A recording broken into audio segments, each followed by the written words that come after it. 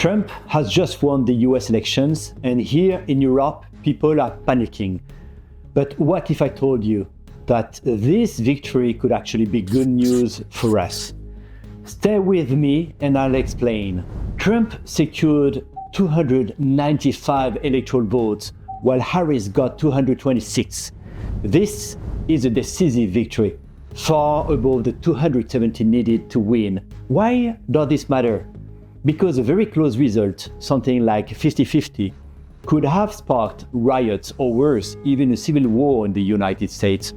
Remember the Capitol assault in 2020? I certainly do, and I was genuinely afraid of an even more dramatic repeat. But with such a clear victory this time, that scenario seems to have been avoided, and that's good news for us in Europe too. Trump promises to end the war in Ukraine in just one day. Of course, we know he loves exaggeration, but it's likely he would reduce weapon deliveries to Ukraine and start negotiations with Putin.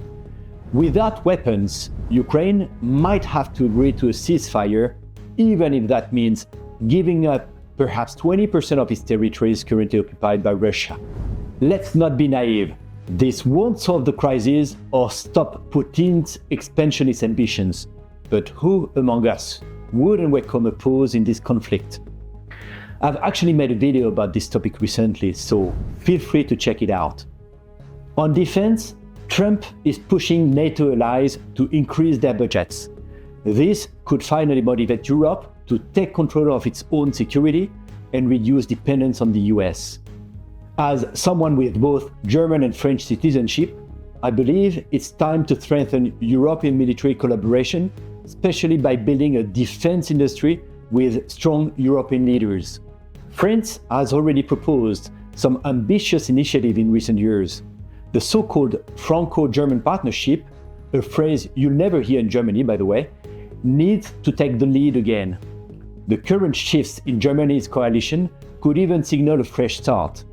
Now, let's talk about trade. Trump's America First policy might seem like a problem for us, but if the US pulls out of certain global agreements, it could create new opportunities. Europe could strengthen ties with emerging markets in Asia or Africa. Imagine, stronger trade deals could mean more exports of our cars, technologies, and renewable energy innovations. So yes, let's keep free trade alive. It's been a key driver of our prosperity since World War II, especially as American protectionism may increase their deficits and inflation.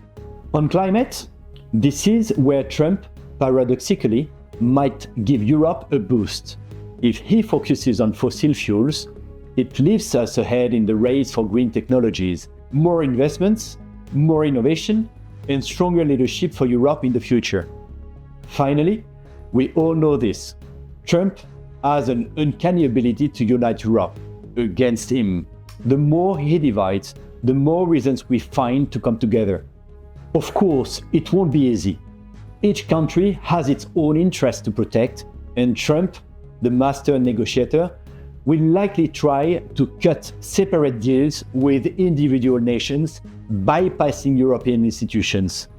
But remember, some of Europe's greatest achievements have been born out of crises like these. So yes, Trump becoming president again wasn't exactly our dream scenario, but I believe we should use this disruption as an opportunity to act proactively rather than waiting for him to dictate the terms. Europe has many strengths, and let's not forget that other major powers have their own weaknesses. They're not invincible. For example, when I visit China, where my in-laws are from, I notice challenges similar to those we face, but also progress we don't experience in Europe. During my last visit to Beijing, much of the city was shrouded in a persistent haze, not regular fog, but smog caused by severe air pollution. This smog not only reduced visibility, but posed health risks, making it uncomfortable to explore the city. In the US, the situation is different, but just as troubling. When our 16-year-old son started high school there in 2020, Trump's first term, by the way, he passed armed security guards patrolling the school every day, ready to intervene in case of an attack. This level of precaution is unimaginable in Europe and shows how deeply rooted the problem of gun violence is in American society.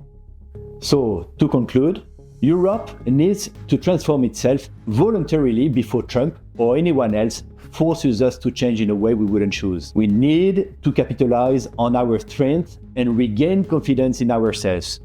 As Trump once said, many people are afraid to fail, so they don't try. Europe cannot afford to fall into this trap. Instead of hesitating, we must take bold steps to shape our future. Stop crying, start acting. Merci et à bientôt.